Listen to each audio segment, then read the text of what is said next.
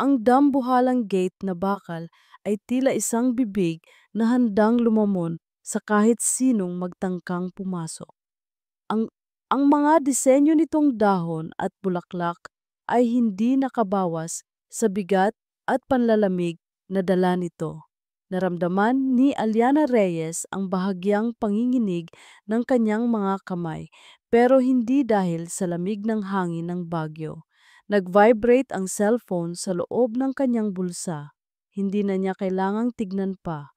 Alam na niya kung sino ang nag-text. Ang billing section ng ospital. Isa na namang paalala sa lumulobo nilang bayarin para kay Tita Lorna. Huminga siya ng malalim. Para sa iyo ito, tita. Bulong niya sa sarili, sabay pindot sa intercom.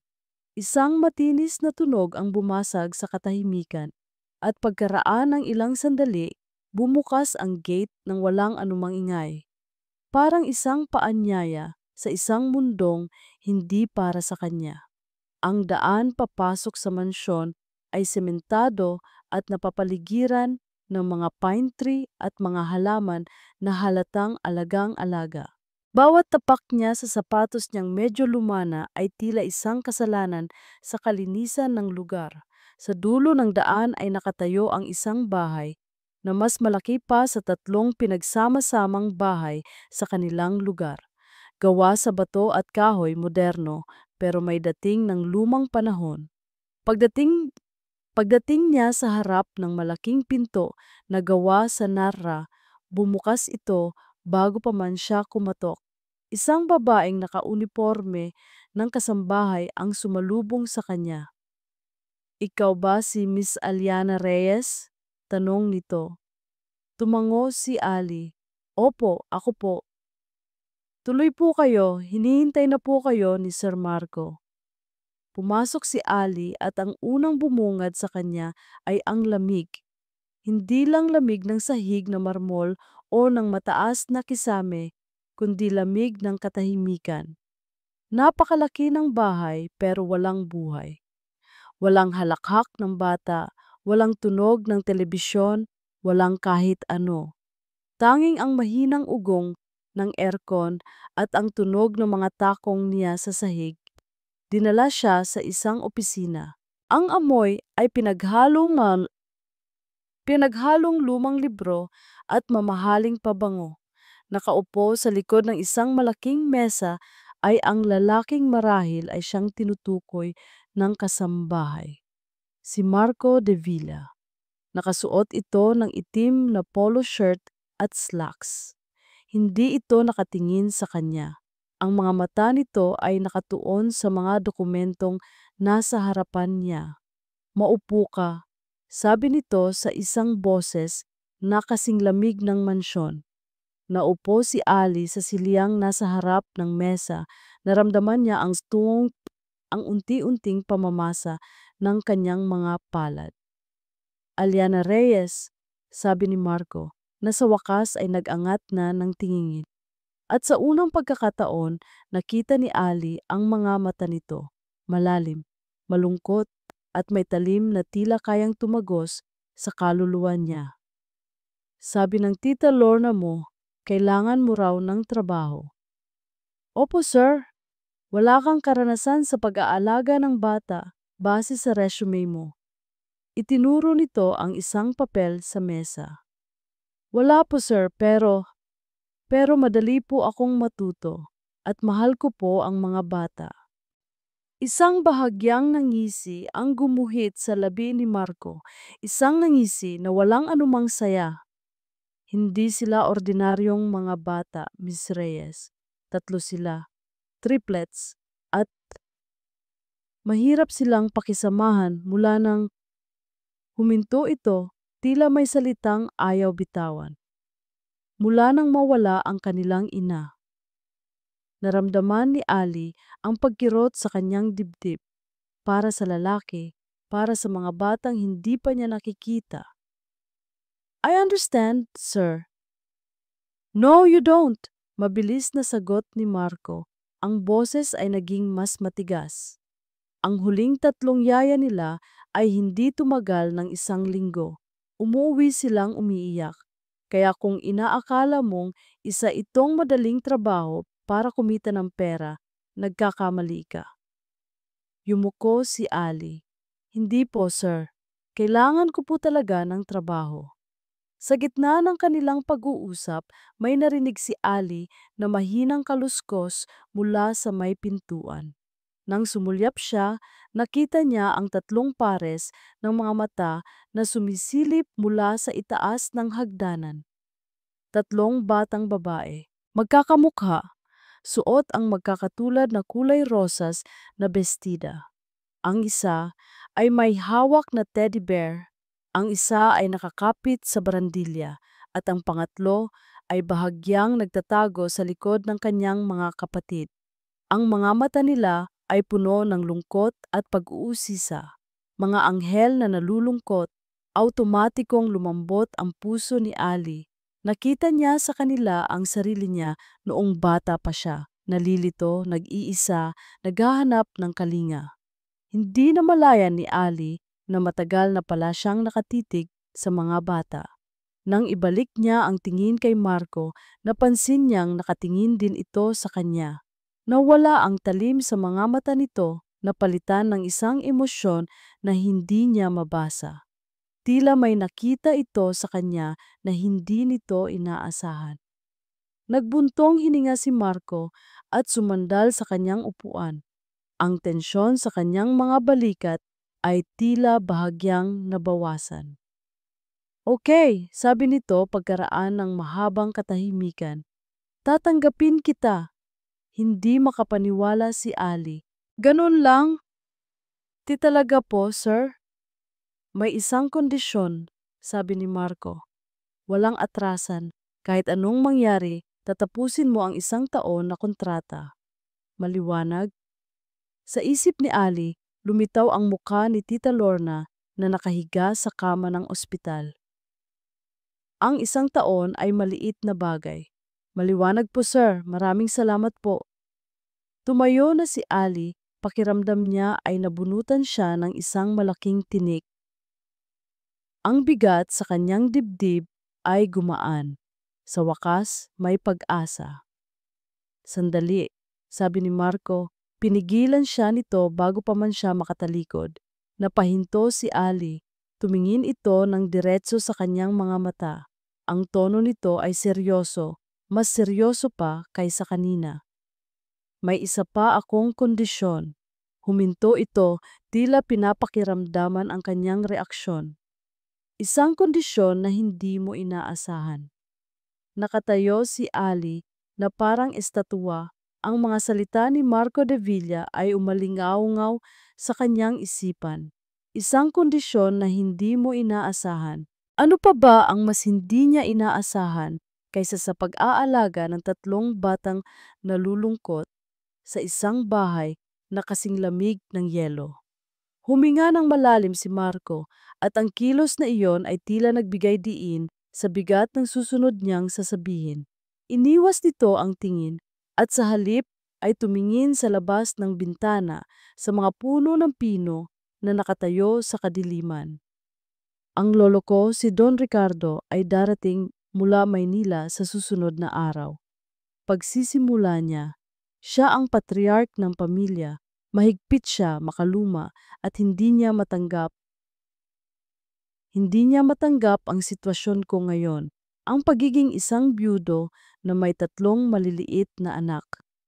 Napalunok si Ali, hindi niya alam kung saan patungo ang usapang ito. Para sa kanya, pagpapatuloy ni Marco, ang isang De Villa ay kailangang laging buo, matatag. Ang kalagayan ko ngayon ay simbolo ng kahinaan para sa kanya at nagbanta siya na kung hindi ako aayos, siya na ang bahalang mag-ayos para sa akin. May pait sa huling mga salita ni Marco. Ibinalik nito ang tingin kay Ali at ngayon may nakita siyang kakaiba sa mga mata nito. Hindi na lang lamig kundi desperasyon. Ang kailangan ko, Miss Reyes, sabi nito ng diretso, ay hindi lang isang yaya. Kailangan ko ng isang fasad, isang palabas. Naramdaman ni Ali na tila umakyat lahat ng dugo sa kanyang ulo. Paulit-ulit na tumatakbo sa isip niya ang sinabi ng lalaki. Nagbibiro ba ito? Kailangan kong isipin ni Lolo na naka-move on na ako, na handa na akong bumuo ulit ng pamilya. Kailangan kong maniwala siya na mayroon na akong fiancé. Natulala si Ali. Fiancé? Sir? Ikaw? Simpleng sagot ni Marco. Tila sinasabi lang nito ang oras. Kailangan kong magpanggap ka bilang aking mapapangasawa. Pakiramdam ni Ali ay hihimatayin siya. Ito ba ang dahilan kung bakit walang tumatagal na yaya dito? Hindi dahil sa mga bata, kundi dahil sa kabaliwan ng kanilang ama. Sir, hindi ko po yata kaya. Nagsimula ng manginig ang boses ni Ali. Isa lang po akong aplikante. Yaya po ang inaplayan ko. Hindi artista. Pakinggan mo muna ako. May kinuha si Marco mula sa isang drawer, isang folder. Inilapag niya ito sa mesa at itinulak palapit kay Ali. Basahin mo. Nag-aalangan man ay binuksan ni Ali ang folder. Sa loob ay isang kontrata. Hindi kontrata para sa pagiging yaya, kundi isang acting and non-disclosure agreement. At sa ibaba, nakalagay ang halaga. Nanlaki ang mga mata ni Ali sa numerong nakita niya. Ang halagang iyon ay hindi lang sapat para sa operasyon ni Tita Lorna. Sapat iyon para bayaran ang lahat ng utang nila sa ospital at may matitira pa para sa gamot nito sa loob ng 1 taon. Lahat ng iyan ay mapapasa iyo kapalit ng pagpapanggap mo sa tuwing nandito si Lolo, sabi ni Marco. Magiging yaya ka pa rin ng mga bata. Iyon ang totoong trabaho mo. Pero kapag kaharap ang lolo ko, ikaw si Aliana Reyes, ang babaeng pakakasalan ko. Isinara ni Ali ang folder. Ang isip niya ay naglalaban. Ang isang bahagi ay sumisigaw na tumakbo na siya palayo sa lugar na iyon. Ngunit ang isa pang bahagi, ang bahaging nakakakita sa mukha ni Tita Lorna ay nagsasabing wala siyang pagpipilian. Tumingin siya sa labas ng bintana ng opisina at doon sa hardin, sa ilalim ng ilaw ng poste, nakita niya ulit ang 3 bata. Tahimik silang naglalaro sa swing, walang tawanan, walang sigawan. Tila mga anino lang na gumagalaw. Ang puso niya ay kumirot para sa kanila. Huminga siya ng malalim, isang hininga ng pagsuko at pagtanggap. Pumapayag po ako, sir. Ang unang araw ni Ali bilang yaya at pekeng fiancé ay puno ng katahimikan. Tinuro sa kanya ng isang kasambahay ang mga dapat gawin. Sinubukan niyang kausapin ang mga bata. Ako si Ate Ali, nakangiting sabi niya kina Lily at Rose na naglalaro ng puzzle sa sahig. Tumingin lang ang dalawa sa kanya, walang emosyon at bumalik sa kanilang ginagawa. Tila hangin lang siya na dumaan, pero si Daisy, ang pinakabunso sa 3, ay iba. Nakaupo lang ito sa isang sulok, yakap-yakap ang kanyang teddy bear. Nang magtama ang kanilang mga mata, hindi ito umiwas ng tingin.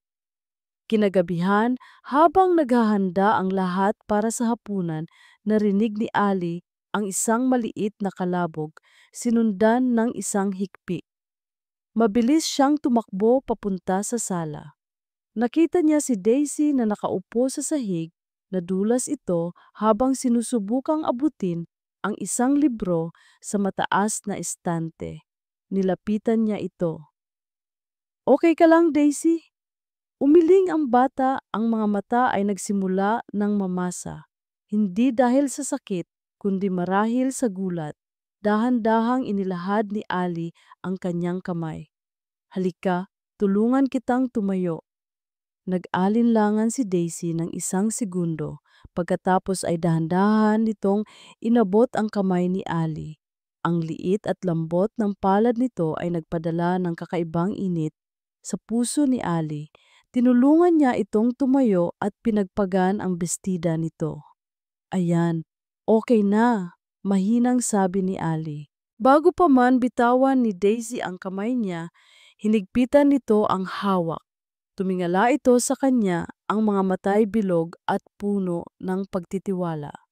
Isang maliit na ngiti ang sumilay sa mga labi ng bata sa unang pagkakataon.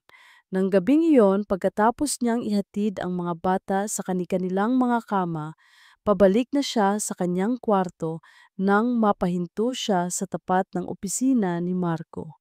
Bahagyang bukas ang pinto. Sumilip siya at nakita niya si Marco, nakatalikod. Nakatayo ito sa harap ng isang estante. Hawak nito ang isang picture frame. Isabella, narinig niyang bulong ni Marco. Ang boses nito na kanina'y puno ng lamig at awtoridad ay ngayon basag at puno ng isang pamilyar na sakit. Isang sakit na narinig na ni Ali sa sarili niyang tinig noong mga gabing iniiyakan niya ang pagkawala ng kanyang mga magulang. Dahan-dahan siyang umatras, hindi na tinapos ang kanyang narinig. Pakiramdam niya ay nakapasok siya sa isang sagradong lugar na hindi para sa kanya. Ang lalaking nag-utos sa kanya na magpanggap, ang lalaking nag-alok ng malaking halaga para sa isang kasinungalingan ay isa ring taong nagluluksa. Kinabukasan, maaga siyang nagising. Nalaman niyang may sinat si Daisy. Ang sabi ng kasambahay, sakitin talaga ang bunso sa tatlo. Agad siyang pumunta sa kwarto nito. Naabutan niyang nakahiga si Daisy, balot na balot ng kumot pero bahagyang nanginginig. Namumula ang mga pisngi nito. Daisy? Mahinang tawag ni Ali. Dahan-dahang iminulat ng bata ang kanyang mga mata. Nang makita siya, tila bahagyang gumaan ang itsura nito. Umupo si Ali sa gilid ng kama at hinaplos ang noo ng bata. Mainit nga. Kukuha kita ng gamot at maligamgam na tubig, ha? Tumango si Daisy. Pagbalik ni Ali, tinulungan niya itong uminom ng gamot at pinunasan ng bimpo na may maligamgam na tubig ang muka at mga braso nito. Maingat, puno ng pag-aalala. Sa bawat haplos niya, nararamdaman niyang unti-unting kumakalma ang bata. Hindi nagtagal, nakatulog muli si Daisy, pero sa pagkakataong ito, mas mahimbing na ang kanyang paghinga. Nakatayo lang si Ali sa tabi ng kama, pinagmamasdan ang payapang mukha ng bata. Ang puso niya ay puno ng awa at pagmamahal para sa maliit na anghel na ito. Hindi niya namalayan ang pagpasok ni Marco sa silid. Anong nangyari? Tanong nito. Ang boses ay mahina pero bakas ang pag-aalala. May sinat po siya, sir. Sagot ni Ali. Hindi inaalis ang tingin kay Daisy. Pero napainom ko na po ng gamot. Mukhang bumababa na po ang lagnat niya. Tumayo si Marco sa kabilang gilid ng kama. Sa loob ng ilang sandali, tanging ang mahinang paghinga lang ni Daisy ang maririnig sa silid. Pareho silang nakatingin sa natutulog na bata, dalawang estranghero na pinag-isa ng pag-aalala para sa iisang nilalang. Salamat, halang. Halos pabulong na, sabi ni Marco. Nagulat si Ali. Ito ang unang pagkakataon na narinig niya ang salitang iyon mula sa kanya na hindi formal o may kasamang utos. Trabaho ko po to, sir. Umiling si Marco. Hindi. Ang pag-aalaga, ang pag-aalala. Hindi kasama yan sa kontrata, pera lang ang katapat nun. Hindi sumagot si Ali. Paano niya sasabihin na ang pag-aalaga ay natural na sa kanya? Na ang pagmamahal sa mga batang ito ay nagsisimula nang tumubo sa puso niya, hiwalay sa anumang kasunduan? Nagising si Daisy makalipas ang isang oras. Medyo pawis na siya, isang magandang senyales. Nang imulat niya ang kanyang mga mata, ang una niyang nakita ay si Ali na nakaupo pa rin sa tabi niya. Pagkatapos ay nakita niya si Marco na nakatayo malapit sa pinto. Medyo groggy pa, sinubukan niyang bumangon. Ang kanyang mga mata ay tila malabo pa at naghahanap. Mommy? Isang salita lang. Mahina. Halos isang bulong na dala ng panaginip at lagnat. Pero sa sobrang tahimik ng kwarto, ang salitang iyon ay tumama na parang kulog. Napatigil si Ali. Ang kanyang paghinga ay biglang huminto. Ang salitang iyon ay hindi para sa kanya. Alam niya. Pero dahil siya ang pinakamalapit, siya ang tinitignan ng mga matang puno ng paghahanap ni Daisy. Hinawakan pa na makpa ng bata ang laylayan ng kanyang damit. Sa may pintuan nakita ni Ali kung paano nanigas si Marco. Ang kanyang mukha na kanina lang ay may bahid ng pag-aalala ay biglang napalitan ng gulat, sakit at isang emosyon na hindi mailarawan. Tila isang lumang sugat ang biglang binuksan. Ang tawag na iyon, Mommy, ay hindi lang isang salita. Ito ay isang multo, isang alaala, isang pangungulila na biglang nagkaroon ng boses sa loob ng bahay na iyon pagkatapos ng mahabang panahon. At ang multong iyon ay nakatutok ngayon kay Ali, ang babaeng binayaran para magpanggap, ang estrangherang unti-unti nang nagiging bahagi ng buhay na hindi dapat para sa kanya. Para kay Marco de Villa, ang salitang mommy ay isang punyal. Isang punyal na matagal nang nakabaon sa kanyang dibdib at sa bawat pagbigkas nito, lalo itong lumalalim. Nang marinig niya ito mula sa mga labi ni Daisy, ang kanyang pinakamahina, ang kanyang pinakamapagmahal na anak, habang nakatingin kay Aliana, naramdaman niya ang pamilyar na kirot. Ngunit sa pagkakataong ito, may kasama itong kakaibang pakiramdam. Hindi lang sakit, kundi gulat at isang bagay na ayaw niyang aminin sa sarili, kaunting ginhawa. Nakita niya kung paano natigilan si Ali. Kung paano ito hindi makagalaw na para bang napaso. Nakita niya ang gulat at pag-aalinlangan sa mga mata nito. At sa sandaling iyon, hindi isang peking piyanse ang nakita ni Marco, kundi isang babaeng nasaktan para sa kanya, para sa kanyang anak. Dahan-dahan siyang lumapit. Okay na siya, sabi niya, binabasag ang tensyon sa silid. Lumuhod siya sa tabi ni Daisy at hinaplos ang buhok nito. Si Daddy ito, anak. Si Ate Ali ang kasama mo. Iminulat ni Daisy ang kanyang mga mata, mas malinaw na ngayon. Tumingin ito kay Marco, pagkatapos ay kay Ali. May bahid ng pagkalito sa mukha nito na para bang nagtataka kung bakit ang mami na tinawag niya sa panaginip ay nagkaroon ng ibang mukha.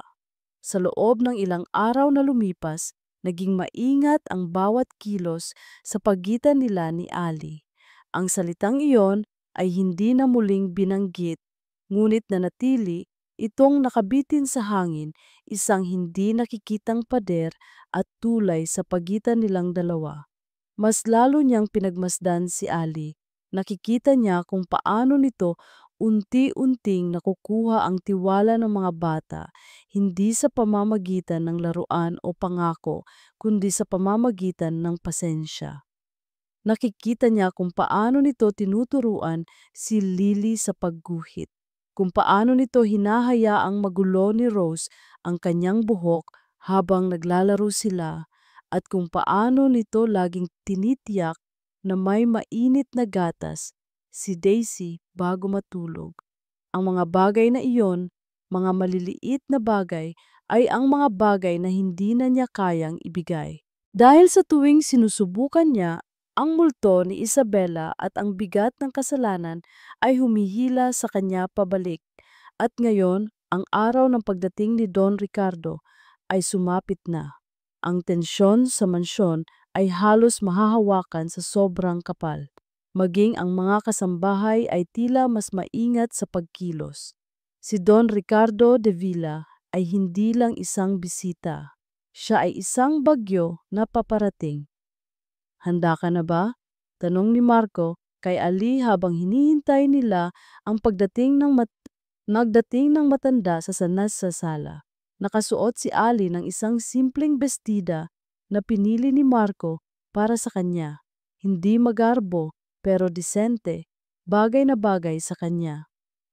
Kinakabahan po ako, sir. Amin at nito, pinipisil-pisil ang sariling mga kamay. Marco, pagtatama niya. Sa harap ni Lolo, Marco ang itawag mo sa akin. At huwag kang gagamit ng po. Tumango si Ali. Kinakabahan ako. Marco, isang itim na Mercedes-Benz ang huminto sa tapat ng mansyon. Bumaba ang isang driver at binuksan ang pinto sa likuran. Unang lumabas ang isang tungkod na gawa sa kahoy na may pilak na hawakan. Sinundan ng isang matandang lalaki na tindig pa rin ay puno ng awtoridad. Iyon si Don Ricardo. Ang kanyang buhok ay puti na, ngunit ang kanyang mga mata ay matalas pa rin. Ang bawat linya sa kanyang muka ay tila nagsasabi ng isang kwento ng kapangyarihan at pagkadismaya. Pumasok ito sa bahay na tila pag-aari niya ang bawat sulok. Ang mga mata nito ay agad na hinanap si Marco at pagkatapos si Ali. Marco, sabi nito, ang boses ay malalim at walang emosyon. Lolo, sagot ni Marco, lumapit para magmano. Welcome po. Tumingin si Don Ricardo kay Ali mula ulo hanggang paa. Ang tingin nito ay mas malamig pa kaysa sa unang tingin ni Marco sa kanya. Isang tingin na sinusuri, hinuhusgahan at hindi nasisiyahan. At sino naman ito? Tanong ng matanda. Kahit alam na niya ang sagot, huminga ng malalim si Marco. Ito na yon. Lolo, siya po si Aliana Reyes, ang fiancé ko. Iniabot ni Ali ang kanyang kamay. Good afternoon po, Don Ricardo. Hindi inabot ng matanda ang kamay niya. Sa halip, umupo ito sa paborito nitong silya na parang isang hari sa kanyang trono. Reyes, saan nanggaling ang pamilyang yan? Naramdaman ni Marco ang panginginig ng kamay ni Ali sa kanyang tabi. Taga Maynila po sila, Lolo. Mabilis na sagot ni Marco, sinasalo ang tanong na halatang naglalayong ipahiya si Ali. Sa hapunan, ang tensyon ay mas lalong tumindi. Ang bawat tunog ng kubyertos sa plato ay parang isang putok ng baril. Si Don Ricardo ay patuloy na nagtatanong kay Ali ng mga bagay-bagay na halatang hindi nito alam. Kailan niyo balak magpakasal? Saan kayo unang nagkakilala? Anong trabaho ng mga magulang mo, Hija? Sa bawat tanong, si Marco ang sumasagot, gumagawa ng mga kwentong pinag-aralan nila. Ngunit sa isang pagkakataon, nagtanong si Don Ricardo ng isang bagay na hindi nila napaghandaan. Ano ang paboritong pagkain ni Marco? Kung talagang mahal mo ang apo ko, dapat alam mo ang ganyang kaliit na detalye. Katahimikan. Napatingin si Ali kay Marco. Ang mga mata ay puno ng pagkataranta. Hindi niya alam. Paano niya malalaman? Nang akala ni Marco ay dito na sila mahuhuli, biglang nagsalita si Ali. Ang boses ay mahinahon. Sinigang po, sabi niya, pero hindi yung masyadong maasim. Yung tama lang. At gusto niya may konting anghang. Napatingin si Marco sa kanya, nagulat. Paano niya nalaman? Hindi niya maalalang sinabi niya iyon kanino man. Isang beses po kasi, narinig ko siyang nag-request sa kusinera. Pagpapatuloy ni Ali, nakatingin ng diretso kay Don Ricardo. At noong isang araw, nakita ko po siyang hindi gaanong kumain ng adobo dahil masyado raw maalat para sa kanya. Napansin ko lang po na mas gusto niya ang mga lutong bahay na simple lang ang lasa. Nakita ni Marco ang bahagyang pagbabago sa mukha ng kanyang lolo. Isang saglit na paghanga na mabilis ding nawala. Para pagaanin ang tensyon, dahan-dahang inilagay ni Marco ang kanyang kamay sa ibabaw ng kamay ni Ali na nasa ilalim ng mesa. Naramdaman niya ang bahagyang pagkabigla ni Ali sa kanyang ginawa, ngunit hindi nito binawi ang kamay. Sa halip, hinayaan lang nito na manatili roon. Ang init ng palad nito ay tila nagbigay ng kuryente sa kanya. Isang koneksyon, isang simpleng hawak kamay, pero para sa kanilang dalawa sa ilalim ng mapanuring mata ni Don Ricardo, ito ay isang lihim na alyansa. Isang kasinungalingan na unti-unting nagkakaroon ng katotohanan. Kung ganoon, sabi ni Don Ricardo na tila sumusuko na sa pag-uusisa, kailangan ninyong magdaos ng isang formal na engagement party para maipakilala ka sa buong angkan at sa mga kasosyo natin sa negosyo sa lalong madaling panahon. Hindi iyon isang mungkahi, iyon ay isang utos. Nang gabing iyon, pagkatapos umakyat ni Don Ricardo sa kanyang silid, naiwan si Marco at Ali sa sala. Paano mo nalaman yung tungkol sa sinigang? Tanong ni Marco. Nagkibit balikat si Ali. Nagmamasid lang po ako, Marco. May kung anong kumurot sa puso ni Marco. Ang babaeng ito na pumasok sa buhay niya dahil sa pera ay mas binibigyan pa siya ng pansin kaysa sa mga taong matagal na niyang kasama. Bago pa man siya makapagsalita, tumunog ang cellphone ni Ali. Nakita niya ang pagbabago sa mukha nito. Pag-aalala. "Excuse me lang po," sabi nito at lumayo para sagutin ang tawag. Narinig niya ang mga pabulong na salita nito. "Tita, kamusta po? Ano pong kailangan kong malaman?" "Hello, tita?" Bumalik si Ali na mas lalong balisa. "Si Tita Lorna po, may gusto siyang sabihin tungkol sa inyo sa pamilya de Villa." Pero naputol po yung tawag. Bago pa man makapagtanong si Marco, idinugtong nito ang boses ay nanginginig. Sabi niya, "Mag-iingat daw ako." Ang babala ni Tita Lorna ay parang isang maliit na batong itinapon sa isang tahimik na lawa. Ang mga alon na nilikha nito ay maliliit sa una, ngunit unti-unting lumalaki at ginugulo ang lahat. "Mag-iingat ka." Paulit-ulit na tumatakbo sa isip ni Ali ang mga salitang iyon habang naghahanda sila para sa engagement party na idineklara ni Don Ricardo. Sinubukan niyang tawagan muli ang kanyang tiyahin, ngunit hindi na ito sumasagot. Ang pag-aalala niya ay tila isang mabigat na kumot na bumabalot sa kanya. Ano ang alam ni Tita Lorna na hindi niya alam? Sa kabila ng kanyang pangamba, ang mga sumunod na araw ay naging magaan. Dahil sa utos ni Don Ricardo, napilitan si Marco na gumugol ng mas maraming oras kasama si Ali para mapaniwala ang lahat. Ang kanilang mga paghahanda ay naging mga pagkakataon. Isang hapon, dinala siya ni Marco sa terrace na may tanawin ng mga bundok. "Kailangan mong matutong sumayaw," sabi nito. "Kakailanganin natin sa party." "Naku, hindi ako marunong niyan," nahihiyang sagot ni Ali. "Ako ang bahala," sabi ni Marco.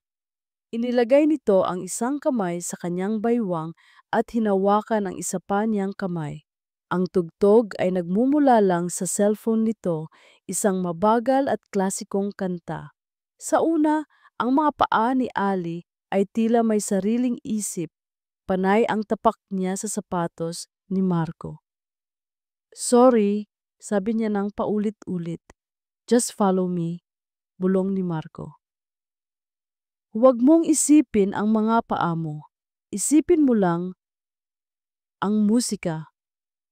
Dahan-dahan sa ilalim ng paggabay ni Marco, natutunan ni Ali na sumunod sa ritmo. Ang distansya sa pagitan nila ay unti-unting nawawala. Ang kanyang ulo ay sumandal sa dibdib ni Marco. Naamoy niya ang pamilyar na pabango nito. Amoy na dati nagpapaalala sa kanya ng lamig, ngunit ngayon ay nagbibigay ng kakaibang init. Ang kanilang pagpapanggap ay nagiging komportable. Masyadong komportable. Naging mas malapit din siya sa mga bata. Isang hapon, tinutulungan niya si Daisy na pumili ng isusuot para sa party. Ito, Mami Ali, bagay ba? Tanong ni Daisy. Hawak ang isang kulay asul na bestida. Ang salitang mami ay lumalabas na ngayon ng natural mula sa bibig ng bata. Sa una, sinusubukan itong itama ni Ali, pero kalaunan, hinayaan na lang niya. Bawat pagtawag sa kanya ni Daisy ng mami ay isang matamis na kirot sa kanyang puso. Pumasok sina Lily at Rose sa silid. Dati, titingnan lang siya ng mga ito. Ngayon, lumapit sila. Kami rin, Ate Ali, sabi ni Lily. Tulungan mo kaming pumili. Sa unang pagkakataon, naramdaman ni Ali ang tunay na kagalakan sa mansyon na iyon. Ang pagiging ina sa tatlong batang ito ay hindi na isang papel na ginagampanan. Ito ay isang damdamin na lumalago sa loob niya. Dumating ang gabi ng engagement party. Ang mansyon na dati tahimik at malamig ay napuno ng mga tao. Mayayaman, makapangyarihan, lahat ay nakasuot ng kanilang pinakamagagandang damit at alahas.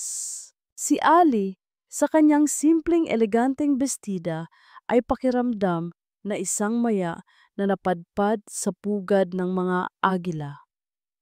Huwag kang bibitaw sa akin, bulong ni Marco sa kanya.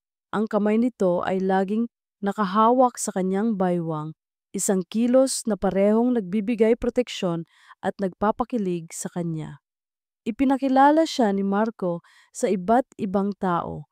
Ngumingiti siya, tumatango, at sinasabi ang mga tamang bagay. Sa tulong ni Marco, nagawa niyang lampasan ang bawat pagsubok. Sa isang sulok, nakita nila si Don Ricardo na masayang nakikipag-usap sa mga kasosyo. Minsan, nahuhuli niyang nakatingin ito sa kanila at sa unang pagkakataon, nakakita siya ng bahid ng pagtanggap o marahil kasiyahan sa mga mata ng matanda. Tila gumagana ang kanilang plano. Nang tumugtog ang isang mabagal na awitin, hinila siya ni Marco papunta sa gitna ng dance floor. Oras na para sa totoong pagsubok, nakangiting sabi nito. Nakangiti ring sumagot si Ali. Sana hindi ko matapakan ang paa mo ngayon. Habang sila'y sumasayaw, ang lahat sa paligid nila ay tila naglaho. Tanging sila na lang dalawa. Ang mga mata ni Marco ay nakatitig sa kanya, puno ng isang emosyon na hindi pa niya nakikita dati. Isang emosyon na mas malalim pa sa pasasalamat. Ali, sabi nito, ang boses ay seryoso. Salamat. Para saan? Tanong niya. Para dito, para sa pagpapangiti ulit sa mga anak ko. Para sa... Hindi nito tinapos ang sasabihin. Sa sandaling iyon, sa ilalim ng mga kumikinang na ilaw, naramdaman ni Ali na ang lahat ay totoo. Ang hawak, ang tingin, ang nararamdaman. Nagsimula siyang maniwala na marahil posible. Posibleng ang isang kasinungalingan ay maging isang magandang katotohanan. Ngunit ang mga pangarap ay madaling mabasag. Marco, mga pamangkin ko. Isang boses ng babae ang pumunit sa kanilang sandali. Isang boses na matamis, ngunit may kakaibang talim. Lumingon sila. Ang lahat ng bisita ay tila napatingin din sa direksyon ng pintuan. Nakatayo roon ang isang babae. Nakasuot ng isang mamahaling itim na bestida.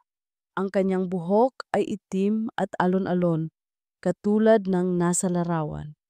Ang kanyang mga mata, ang kanyang ilong, ang kanyang mga labi, kagaya ng nasa larawan. Kagaya ni Isabela, nanigas si Marco sa kanyang tabi. Ang init ng kamay nito ay biglang nanlamig. Naramdaman ni Ali ang pagkawala ng kanyang hininga. Katrina? Narinig ni Ali ang pangalang binulong ni Marco. Ang babae, si Katrina, ay ngumiti. Isang perpektong ngiti. Naglakad ito papasok. Ang bawat hakbang ay puno ng kumpiyansa na parabang siya ang reyna na nagbabalik sa kanyang kaharian. Nilampasan niya ang mga bisita at dumiretso sa kanila. Ang mga mata nito ay nakatuon kay Marco, puno ng pananabik. Pagkatapos ay lumingon ito sa mga bata na nakatayo sa di kalayuan kasama ang isang yaya. Lily! Rose! Daisy! Si Tita Katrina niyo ito! At pagkatapos tumingin ito kay Ali, isang mabilis na sulyap, isang tingin na puno ng pagtatasa at pagkatapos ay pagwawalang bahala. Huminto ito sa harap ni Marco. Hinawakan nito ang pisngi ng lalaki. I missed you, Marco. Niyakap ni Katrina si Marco nang mahigpit. At sa ibabaw ng balikat ni Marco, tumingin ito ng diretso sa mga mata ni Ali. Ngumiti ito, isang ngiti na hindi abot sa kanyang mga mata. Isang ngiti na puno ng panunukso at tagumpay. Pasensya na kung nakagulo ako. Sabi nito, ang boses ay sapat lang para marinig nilang tatlo. I'm back for good. Ang pagdating ni Katrina ay parang isang biglaang pagbuhos ng malamig na tubig sa isang masayang panaginip. Bigla, nagising si Ali sa katotohanan. Ang katotohanan na siya ay isang yaya, isang pekeng fiancé. At ang babaeng nasa harap niya ngayon ay hindi lang kamukha ng yumaong asawa ni Marco. Kapatid ito, dugo at laman. Isang tunay na koneksyon. I'm back for good. Ang mga salitang iyon ay tila lason na dahan-dahang kumakalat sa buong sistema ni Ali.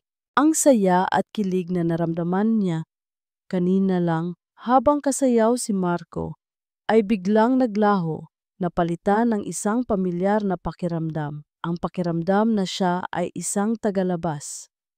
Bumitaw si Marco sa yakap ni Katrina. Ang muka ay puno ng pagkalito. Katrina, anong ginagawa mo dito? Akala ko nasa Amerika ka? I decided to come home para sa mga pamangkin ko. Para sa'yo. Sagot ni Katrina, ang boses ay malambing, ngunit ang mga mata ay matalim habang sumusulyap kay Ali. Agad na lumapit sina Lily at Rose. Tita Katrina! Sigaw ng dalawa, ang mga mata ay nanlalaki sa pagkamangha. Kamukha niyo po si Mami! Ngumiti si Katrina at lumuhod para yakapin ang dalawang bata. Of course, kapatid ako ng mami niyo. Tumingin siya kay Daisy na nanatiling nakakapit sa binti ng isa pang yaya. Ang mga mata ay puno ng pag-aalinlangan habang nakatingin sa bagong dating. Ang party ay nagpatuloy ngunit para kay Ali tapos na ito. Ang atensyon ng lahat, lalo na ni Don Ricardo, ay na kay Katrina na. Ipinakilala ng matanda si Katrina sa mga bisita bilang ang kapatid ng yumaong si Isabela, isang titulong may bigat at karangalan. Samantala, si Ali ay naiwang nakatayo sa isang sulok, tila naging invisible. Maging si Marco ay abala sa pakikipag-usap kay Katrina at sa pagpapakalma sa kanyang lolo na halatang masaya sa biglaang pagdating nito. Kinabukasan, ang epekto ng presensya ni Katrina ay mas lalong naging malinaw. Nagpasya itong manatili sa mansyon para makasama ang mga bata. Isang desisyon na malugod na tinanggap ni Don Ricardo. Sinimulan ni Katrina na angkinin ang mga espasyo sa bahay. Isang umaga, naabutan ni Ali si Katrina sa kusina. Tinuturuan ang kusinera kung paano lutuin ang paboritong almusal ni Marco. Mas gusto niya yan na medyo tostado. Sabi ni Katrina, hindi man lang tumitingin kay Ali. Ako ang mas nakakakilala sa kanya. Sa sala, ipinapakita ni Katrina kina Lily at Rose ang mga lumang photo album. Ito, tingnan nyo. Ako at ang mami nyo noong mga bata pa kami. Magkamukha kami. 'Di ba? Paulit-ulit na ginagamit ni Katrina ang kanyang pagkakahawig kay Isabela bilang isang sandata. Isang sandata na tumatama hindi lang sa mga bata, kundi pati na rin kay Marco. Isang hapon, nakita ni Ali si Marco na nakatayo sa may bintana. Tahimik na pinagmamasdan si Katrina habang naglalaro ito kasama sina Lily at Rose sa hardin. Ang paraan ng pagtawa ni Katrina, ang paraan ng paggalaw nito, lahat ay isang masakit na paalala. Nakita ni Ali ang pamilyar na lungkot na bumabalik sa mga mata ni Marco. Ang mga bata, lalo na sina Lily at Rose, ay agad na nahulog sa bitag ni Katrina. Paano nga ba naman hindi? Nakikita nila sa kanilang tita Katrina, ang ina, na matagal na nilang hinahanap. Si Daisy lang ang nanatiling may distansya, laging nakakapit kay Ali kapag nasa paligid si Katrina. Bakit po siya kamukha ni Mami? Tanong ni Lily kay Ali isang gabi. Ibig sabihin po ba, babalik na si Mami? Hindi alam ni Ali kung ano ang isasagot. Paano niya ipapaliwanag ang komplikadong sitwasyon sa isang bata? Ang pinakamasakit na dagok ay dumating isang gabi. Naghanda si Ali ng isang espesyal na hapunan, ang sinigang na paborito ni Marco. Ngunit nang dumating si Katrina sa hapagkainan, nakasuot ito ng isang bestida na simple at puti. Isang bestidang halos katulad ng suot ni Isabela sa huling litrato nito kasama si Marco. Natigilan si Marco nang makita ito, maging si Don Ricardo ay napatitig. "Oh, this?" sabi ni Katrina, hinihimas ang tela ng kanyang damit. "Nahanap ko lang sa lumang aparador ni Isabela. I thought, I thought it would be nice to wear it para maalala natin siya." Ang buong hapunan ay nabalot ng alanganing katahimikan. Si Ali, na kanina lang ay masaya sa kanyang inihanda, ay nawalan ng ganang kumain. Pakiramdam niya, ang hapunan ay naging isang parangal para kay Isabela at si Katrina ang bida. Pagkatapos ng hapunan, habang nagliligpit si Ali sa kusina, pumasok si Katrina. "Alam mo," sabi nito, "ang boses ay tila pulot pero may kamandag. Salamat sa pag-aalaga mo sa mga pamangkin ko, pero hanggang diyan ka na lang." Hinarap siya ni Ali. "Ano pong ibig niyong sabihin?" Ngumisi si Katrina, lumapit ito sa kanya at bumulong. "Nakikita ko kung paano ka tingnan ni Marco, at nakikita ko kung paano mo siya tingnan. Huwag kang mangarap, Yaya, you are just a temporary fix. Isang band-aid sa isang malaking sugat, pero ako." Itinuro nito ang sarili. "Ako ang pwedeng maging lunas. Alam mo, bagay ka lang maging yaya. Huwag mo nang pilitin ang hindi para sa'yo." Pagkasabi noon, tumalikod si Katrina at lumabas ng kusina. Iniwan si Ali na nakatayo, nanginginig sa galit at sakit. Mamaya-maya, tumingin si Ali sa labas ng bintana. Sa ilalim ng puno sa hardin, nakita niya si Marco at Katrina na nag-uusap. Hindi niya marinig ang kanilang sinasabi, pero nakita niya ang kilos ng mga kamay ni Katrina. Nakita niya kung paano nito pinunasan ang isang pekeng luha. At nakita niya ang pinakamasakit sa lahat. Nakita niya kung paano inakbayan ni Marco si Katrina para aluin ito. Isang yakap ng pag-alo. Isang yakap na para kay Ali ay isang simbolo ng kanyang pagkatalo. Ang anino ni Isabela ay nagbalik at sa pagkakataong ito mayroon na itong muka at pangalan. At ang pangalan na iyon ay Katrina.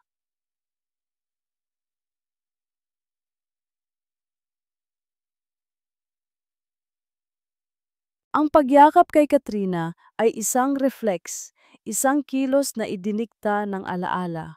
Nang makita niya ang mga luhang namumuo sa mga mata nito, mga matang replika ng mga mata ni Isabela, isang pamilyar na damdamin ng pagkakasala ang bumalik kay Marco. Ang pakiramdam na kailangan niyang protektahan ang babaeng kaharap niya, katulad ng pagkabigo niyang protektahan ang kanyang asawa. Ngunit habang nakayakap siya rito, may mali. Ang amoy ng pabango nito ay iba. Ang init ng katawan nito ay hindi pamilyar. Ito si Katrina, hindi si Isabela. At sa kaibuturan ng kanyang isipan, isang boses ang nagsasabing ang mga luha nito ay hindi totoo. Bumitaw siya sa yakap. Gabi na, Katrina, pumasok na tayo. Ang mga sumunod na araw ay naging isang impyerno ng pagkalito para kay Marco. Sa isang banda, ang presensya ni Katrina ay parang isang multo na nagpapaalala sa kanya ng lahat ng kanyang pagkakamali. Sa kabilang banda, ang tahimik na presensya ni Ali ay nagbibigay sa kanya ng kapayapaan. Nakikita niya kung paano naging anino na lang si Ali sa sarili nitong espasyo, kung paano ito umiiwas sa kanya, kung paano nito tinitiis ang mga patutsada ni Katrina at nasasaktan siya dahil alam niyang bahagi siya ng dahilan ng sakit na nararamdaman nito. Isang umaga, habang nagkakape siya sa kanyang opisina, narinig niya si Katrina nakausap ang isang tao sa telepono sa labas. "Oh, everything is going according to plan," sabi ni Katrina sa isang boses na malamig at puno ng kalkulasyon. Ibang-iba sa malambing na boses na ginagamit nito sa harap nilang lahat. "Don Ricardo is on my side. Konting panahon na lang, aalis din ang yaya na yan. Just make sure the funds are ready." Natigilan si Marco. Anong plano? Anong pondo? Ang mga salitang iyon kasama ang babala ni Tita Lorna na mag-iingat ka ay nagtulak sa kanya na kumilos. Mayroon siyang hindi alam at kailangan niya itong malaman ngayon. Hindi siya nagpaalam kanino man. Kinuha niya ang susi ng kanyang sasakyan at nagmaneho papunta sa ospital. Kailangan niyang makausap si Tita Lorna. Naabutan niya ang matanda na nakaupo sa tabi ng bintana, nakatingin sa labas. Mas payat ito kaysa sa huli niyang nakita. Ngunit ang mga mata nito ay matalas pa rin. "Marco, iho," sabi nito, nagulat sa kanyang pagdating. "Tita Lorna," sabi ni Marco, umupo sa silyang kaharap nito. "Pasensya na sa biglaang pagdalaw, pero kailangan ko po kayong makausap." Tumingin sa kanya si Tita Lorna. Ang mga mata nito ay puno ng awa. "Tungkol ba ito sa babala ko kay Ali?" Tumango si Marco. "Ano po ang ibig niyong sabihin? Bakit kailangang mag-ingat ni Ali?" "At, tita, gusto ko pong malaman ang totoo. Bakit po kayo biglang umalis sa mansyon pagkatapos, um, pagkatapos ng aksidente?" Nagbuntong hininga si Tita Lorna. Isang buntong hininga na tila naglalaman ng bigat ng maraming taon. "Pinatalsik ako ng lolo mo, Marco." "Ano?" Gulat na tanong ni Marco. "Bakit?" "Dahil marami akong alam." Mahinang sagot ng matanda. "Dahil alam ko ang katotohanan sa likod ng perpektong pagsasama ninyo ni Isabela." Natigilan si Marco. "Iho, mahal kita na parang tunay na anak at mahal na mahal ko si Isabela." Pagpapatuloy ni Tita Lorna, ang boses ay nagsimula ng manginig. Pero ang pagsasama ninyo, hindi ito masaya. Si Isabela, nasasakal siya. Ang bawat salita ni Tita Lorna ay parang isang suntok sa sikmura ni Marco. Ano ang ibig niyong sabihin? Ang lolo mo, ang mga patakaran ng pamilya de Villa, ang mga inaasahan ng lipunan, lahat yon ay parang isang kulungan para kay Isabela. Malaya siyang ibon, Marco, at ikinulong siya sa isang gintong hawla. Nag-flashback sa isip ni Marco ang mga huling buwan nila ni Isabela, ang mga madalas nitong pag-iisa, ang mga ngiti nitong hindi abot sa mata, ang mga gabing sinasabi nitong masakit ang ulo niya para lang maiwasan siya. Akala niya dala lang iyon ng pagod. Ngayon, naiintindihan na niya. Mahal ka niya, Marco, pero hindi niya mahal ang buhay na ipinagkaloob mo sa kanya. Sabi ni Tita Lorna, ang mga luha ay nagsimula nang mamuo sa kanyang mga mata. Alam kong may mga pagkukulang ka, pero hindi mo kasalanan ang lahat. Pareho kayong biktima ng pangalan at yaman ninyo. Ang mga salitang iyon ay sabay na nagbigay ng sakit at kaunting kaluwagan kay Marco. Ang imahe ng perpektong pagsasama na matagal niyang pinanghawakan ay gumuho sa isang iglap. May isa pa, tita, sabi ni Marco. Ang boses ay halos hindi na marinig. Bakit? Bakit siya umalis noong gabing iyon? Saan siya pupunta? Tumingin si Tita Lorna sa kanya. Ang mga mata ay puno ng kalungkutan at awa. Hinawakan nito ang kanyang kamay. Ang balat nito ay tuyo at malamig, ngunit ang hawak ay mahigpit. At may isa pang dahilan, Marco, sabi ni Tita Lorna, ang boses ay nanginginig. Ang totoo, hindi aksidente ang pag-alis ni Isabela sa bahay ninyo noong gabing yon. Huminga ito ng malalim, tila nag-iipon ng lakas para sabihin ang isang katotohanang matagal na nitong itinatago. May plano siyang umalis. May plano siyang umalis.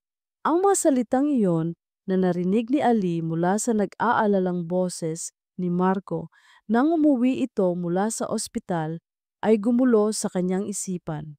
Hindi na nagbigay ng karagdagang detalye si Marco. Tila ito mismo ay gulong-gulo at mas lalong naging tahimik at malayo. Ang distansya sa pagitan nilang dalawa ay tila mas lumawak pa. Para kay Ali, ang bawat araw ay naging isang laban. Isang laban para sa atensyon ng mga bata, isang laban para sa kanyang sariling espasyo sa bahay na iyon, at isang laban para hindi tuluyang mawala ang sarili. Hindi ganyan ang pagpapatulog kay Daisy, sabi ni Katrina isang gabi habang naghahanda si Ali ng gatas para sa bunso. Kailangan niya ng lalabay, yung paborito niya na kinakanta ni Isabela. Ate Ali, si Tita Katrina na lang po ang magbasa sa amin ng bedtime story, sabi ni Rose, na dati laging sabik sa mga kwento ni Ali. Bawat salita ay parang isang maliit na karayom na tumutusok sa kanyang puso. Pero hindi siya sumuko. Alam niyang hindi peke ang pagmamahal na nararamdaman niya para sa mga bata at hindi siya papayag na agawin iyon ni Katrina. Isang gabi, may isang malaking salusalo sa mansyon para sa mga kasosyo sa negosyo ni Don Ricardo. Muli ang bahay ay napuno ng mga mahahalagang tao. Ngunit sa pagkakataong ito, si Katrina ang nasa tabi ni Marco, hindi siya. Siya ay nasa kanyang tamang lugar, isang yaya na nagbabantay sa mga bata sa isang sulok. Dalhin mo na sila sa taas, Ali. Oras na para matulog ang mga bata. Utos ni Don Ricardo. Sinunod ni Ali. Habang paakyat sila sa malaking hagdanan, naramdaman niya ang mga mata ng mga bisita sa kanyang likuran. Ang yaya. Ang hamak na yaya. Pagkatapos niyang mapatulog ang mga bata, bumaba siya para kumuha ng isang basong tubig. Ang sala ay medyo wala ng tao. Ang karamihan ay nasa hardin na, kung saan nagpapatuloy ang party. Dumaan siya sa pasilyo na patungo sa opisina ni Don Ricardo. Madilim at tahimik, ngunit nang mapadaan siya sa tapat ng pinto, narinig niya ang mga boses mula sa loob.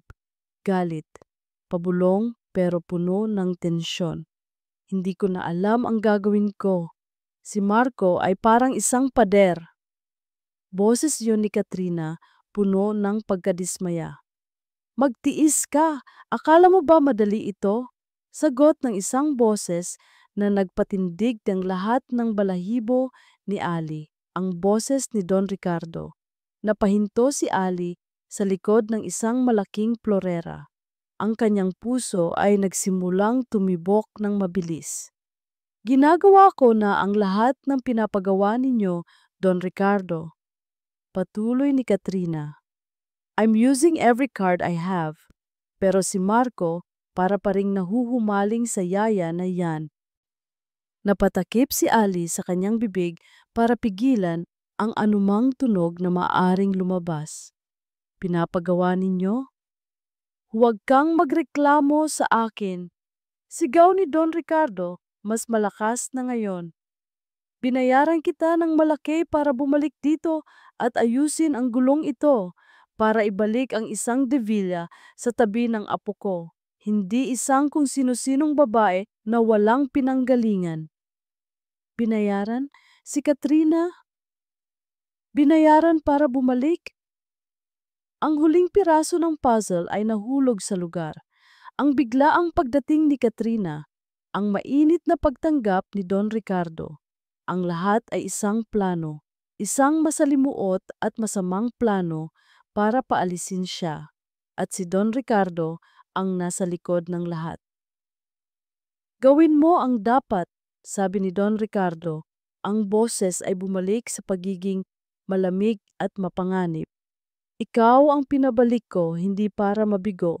Siguraduhin mong sayo mapupunta si Marco at hindi sa babaeng yon. Hindi na kinaya ni Ali ang kanyang narinig. Ang kanyang mga tuhod ay nanghina. Sa kanyang pag-atras, hindi niya namalayan ang isang maliit na side table na may lamang tray at mga baso. Nasagi niya ito. Ang tunog ng nabasag na babasagin ay umalingaw-ngaw sa tahimik na pasilyo na parang isang putok ng baril. Sa isang iglap, ang pag-uusap sa loob ng opisina ay biglang tumigil. Nanigas si Ali. Ang kanyang mga mata ay nanlalaki sa takot, nakatitig sa pinto ng opisina. Ang isip niya ay sumisigaw na tumakbo, ngunit ang kanyang mga paa ay tila nakapako sa sahig. Katahimikan, 1 segundo, 2, 3. Pagkatapos, dahan-dahan, narinig niya ang tunog ng isang doorknob na dahan-dahang umiikot.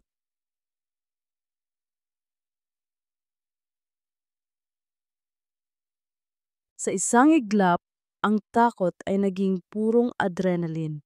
Bago pa man tuluyang bumukas ang pinto, ang mga paa ni Ali ay nagsimula ng tumakbo. Hindi siya lumingon. Ang tanging nasa isip niya ay ang makalayo.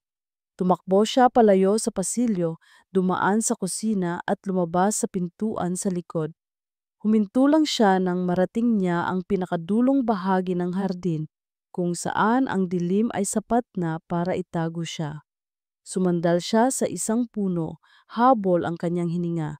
Ang kanyang puso ay dumadagundong sa kanyang dibdib na parang isang tambol na wala sa tono. Si Don Ricardo. Siya ang may pakana ng lahat. Si Katrina ay isang bayarang aktres katulad niya. Ngunit mas malala dahil ang layunin ni Katrina ay hindi lang magpanggap kundi manira. Ang pakiramdam ng pagkakanulo ay mas masakit kaysa sa anumang sampal. Ang lahat ng kabaitan na ipinakita sa kanya ni Don Ricardo, ang mga ngiti ng pagtanggap, lahat ay kasinungalingan. Isang palabas para mapanatili ang kapayapaan habang isinasagawa ang tunay na plano. Nang bumalik ang katinuan sa kanya, isang bagay ang naging malinaw. Kailangan niyang sabihin kay Marco ang lahat. Kailangan nitong malaman ang katotohanan. Nag-ipon siya ng lakas ng loob at bumalik sa loob ng bahay. Ang party ay nagtatapos na at ang mga bisita ay paalis na. Nakita niya si Marco malapit sa pinto, nagpapaalam sa mga huling bisita. Mukha itong pagod at balisa. Naghintay si Ali hanggang sa silang dalawa na lang ang natira sa malaking sala. Marco, tawag niya. Ang boses ay bahagyang nanginginig. Lumingon ito sa kanya. Ang pagod sa mukha nito ay napalitan ng pag-aalala nang makita ang itsura niya. Ali, anong nangyari sa'yo? Bakit ka namumutla?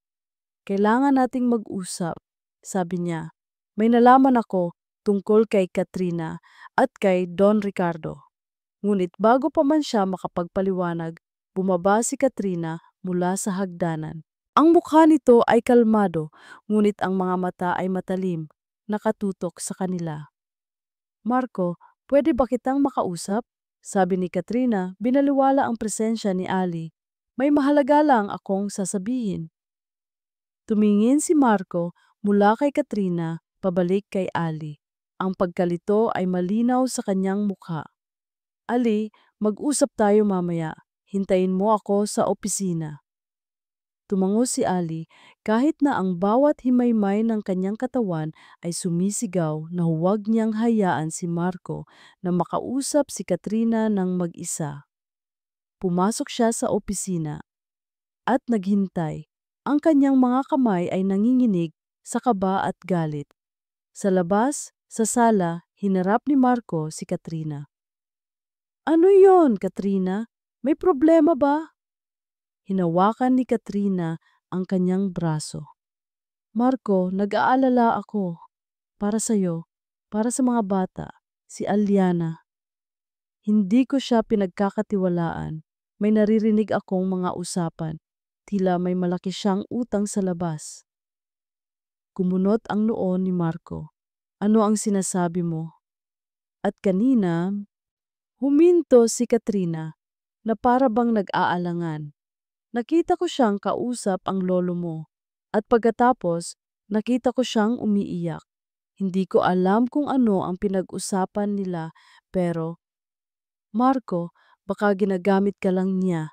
Baka pera lang talaga ang habol niya. Ang mga salita ni Katrina ay maingat na pinili. Bawat isa ay idinisenyo para magtanim ng duda. Ngunit si Marco, na sariwa pa sa katotohanang nalaman mula kay Tita Lorna, ay hindi na ang parehong lalaki. Ang tiwala niya sa perpektong mundo ng mga Devia ay basag na. Salamat sa pag-aalala mo, Katrina. Pero, ako na ang bahalang kumausap kay Ali. Sabi niya sa isang tonong hindi matatawaran. Pumasok si Marco sa opisina. Iniwan si Katrina na may bahid ng pagkadismaya sa mukha. Nakita niya si Ali na palakad-lakad, halatang hindi mapakali. Ali, ano yung sasabihin mo? Huminga ng malalim si Ali. Marco, narinig ko sila. Si Don Ricardo at si Katrina. Nag-uusap sila sa opisina kanina. Ang lahat ng ito, ang pagbabalik ni Katrina. Plano ito ni Don Ricardo. Binayaran niya si Katrina para bumalik dito at paalisin ako. Isinalaysay niya ang lahat ng kanyang narinig, ang bawat detalye. Habang nagsasalita siya, pinagmasdan niya ang reaksyon ni Marco.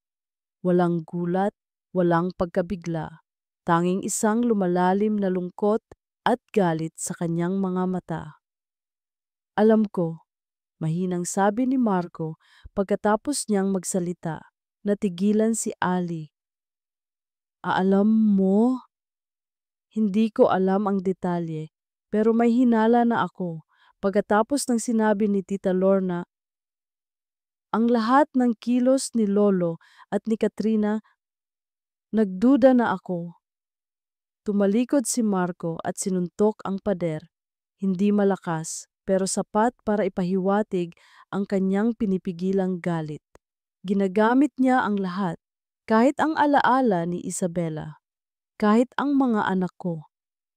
Nang gabing iyon, sa hapagkainan, ang tensyon ay halos hiniwa ng kutsilyo. Si Don Ricardo ay tahimik.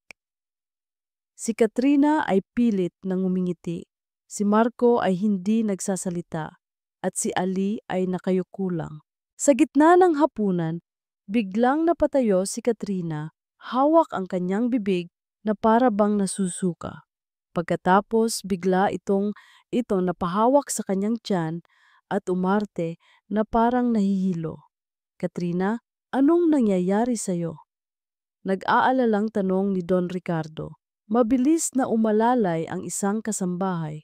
Okay lang po ako, sabi ni Katrina, ang boses ay mahina. Siguro pagod lang. Nitong mga nakaraang araw, lagi na lang akong nahihilo tuwing umaga. Napatingin si Don Ricardo kay Marco, ang mga mata ay nanlalaki sa isang bagong posibilidad. Si Ali, na nakakaalam ng katotohanan, ay napatitig lang kay Katrina, isang napakagaling na aktres, isang desperadong hakbang. Pagkatapos ng hapunan, ipinatawag ni Don Ricardo si Marco sa opisina. Si Ali na nag-aalala ay nagkunwaring may kukunin sa malapit. Narinig niya ang boses ng matanda.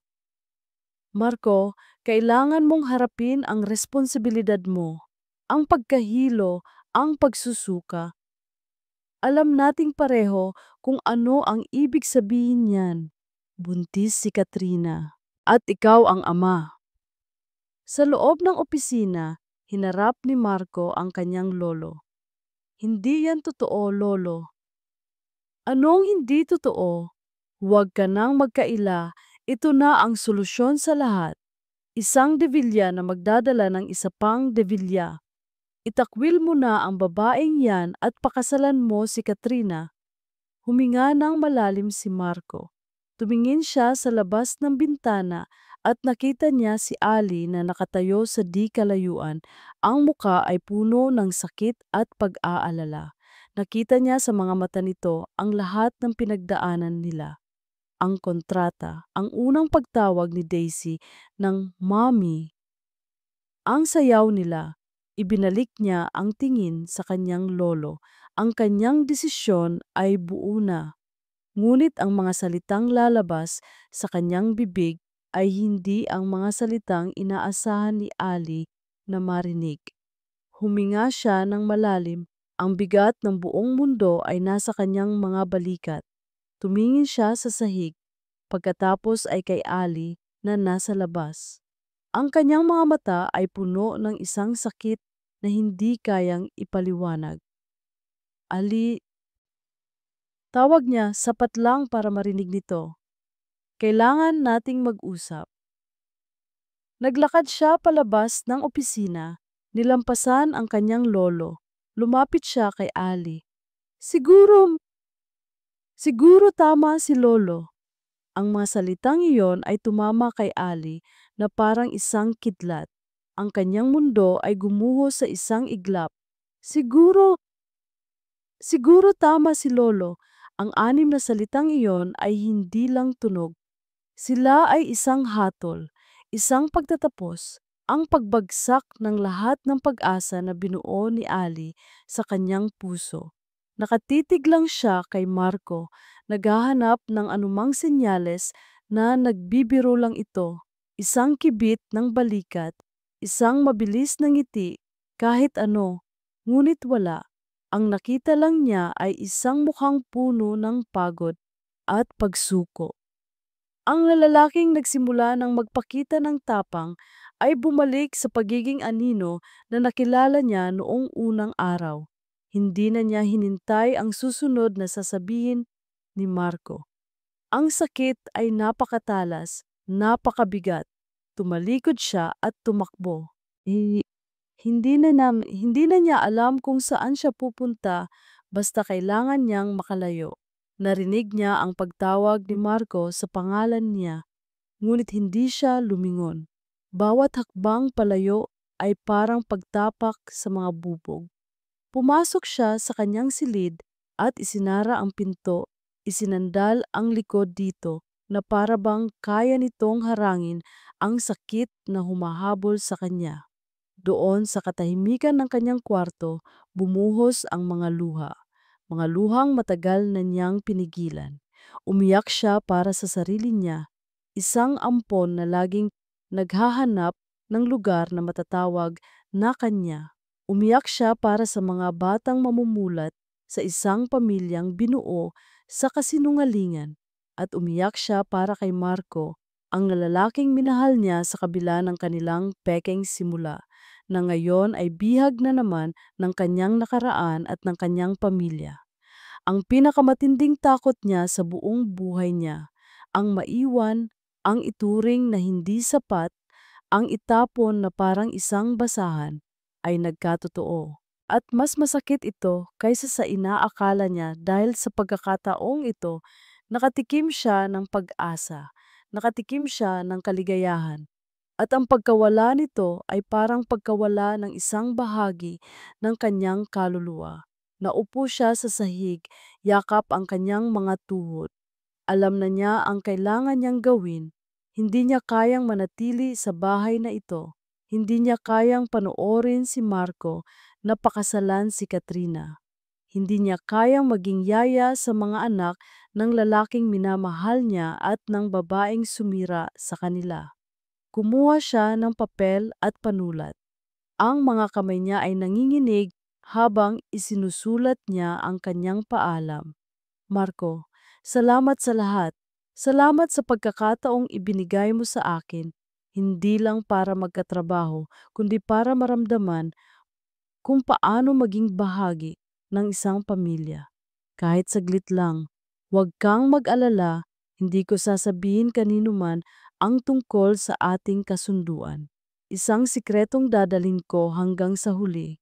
Pinapalaya na kita sa lahat ng pangako mo sa akin.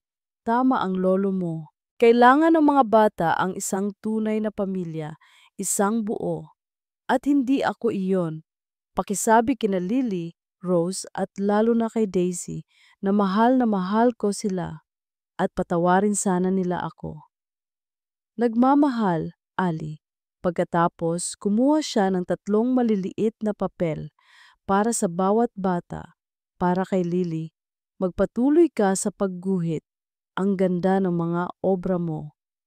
Para kay Rose, huwag mong hayaang mawala ang iyong ngiti. Ito ang nagbibigay liwanag sa buong bahay. Para kay Daisy, alagaan mo sina Ate Lily at Ate Rose at alagaan mo si Daddy. Ikaw ang pinakamatapang sa kanilang lahat. Maingat niyang tiniklop ang mga sulat. Inilagay niya ang sulat para kay Marco sa ibabaw ng kanyang unan. Kinuha niya ang kanyang maliit na bag, inilagay ang ilang damit at ang natitirang pera mula sa ibinayad sa kanya ni Marco. Hindi niya kinuha ang lahat. Ang kinuha lang niya ay ang sapat para sa pamasahe at para sa ilang araw. Ang gabi ay malalim na. Ang buong bahay ay tahimik. Dahan-dahan niyang binuksan ang pinto. Sumilip siya sa pasilyo. Walang tao. Ang huling hantungan niya ay ang silid ng mga bata.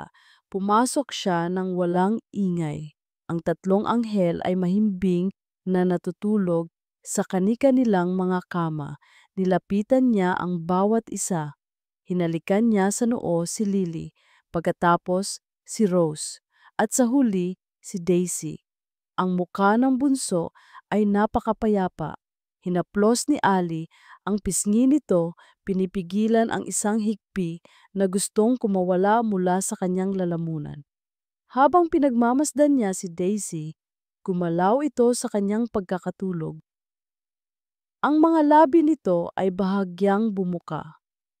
Mami! Bulong nito, isang salitang dala ng panaginip. Huwag kang umalis. Ang mga salitang iyon ay parang isang kutsilyo na humiwa ng diretso sa puso ni Ali.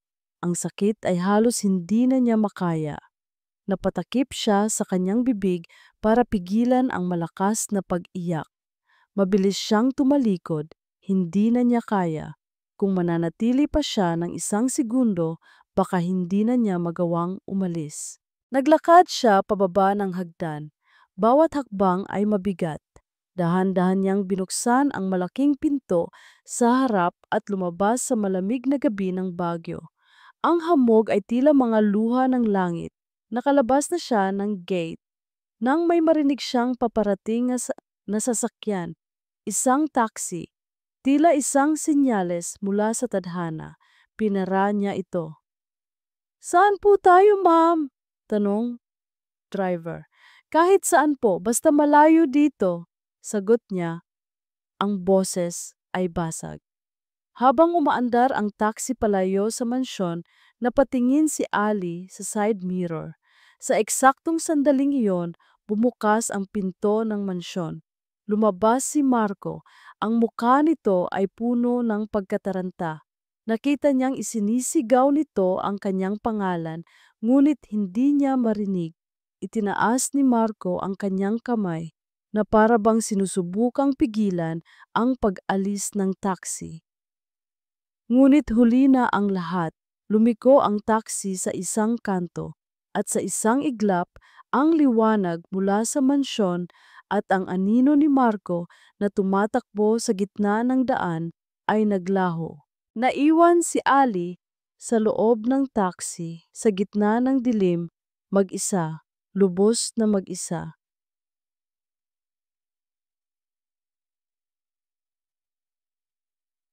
Ang paglaho ng taxi sa kanto ay parang isang pinto na isinara ng malakas sa muka ni Marco.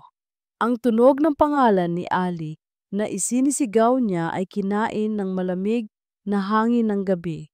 Naiwan siyang nakatayo sa gitna ng daan. Habol ang kanyang hininga, tila isang taong nalulunod sa tuyong lupa. Bumalik siya sa loob ng bahay na parang isang zombie. Ang bawat hakbang ay mabigat. Bakit niya sinabi iyon? Siguro tama si Lolo. Isang kasinungalingan. Isang duwag na kasinungalingan na sinabi niya para bilhin ang sarili ng oras. Isang oras na hindi na niya maibabalik. Pumasok siya sa silid ni Ali. Ang kama ay maayos. Ang aparador ay bahagyang bukas. Nagpapakita ng mga espasyong walang laman. At sa ibabaw ng unan, nakita niya ito. Isang piraso ng nakatuping papel. Ang kanyang puso ay kumabog ng mabilis habang binubuksan niya ito. Ang sulat kamay ni Ali ay bahagyang nanginginig, may mga mantsa sa ilang bahagi na halatang galing sa mga luha. Binasa niya ang bawat salita. "Marco, salamat sa lahat. Salamat sa pagkakataong ibinigay mo sa akin, hindi lang para magkatrabaho kundi para maramdaman kung paano maging bahagi ng isang pamilya. Kahit saglit lang. Ang bawat salita ay isang suntok. Ang bawat pangungusap ay isang hiwa. Pinapalaya na kita sa lahat ng pangako mo sa akin. Tama ang lolo mo. Kailangan ng mga bata ang isang tunay na pamilya, isang buo, at hindi ako iyon." "Hindi," bulong ni Marco sa sarili. "Mali ka, Ali. Ikaw. Ikaw ang kailangan nila. Ikaw ang kailangan ko." Pakisabi kina Lily, Rose, at lalo na kay Daisy na mahal ko sila at patawarin sana nila ako.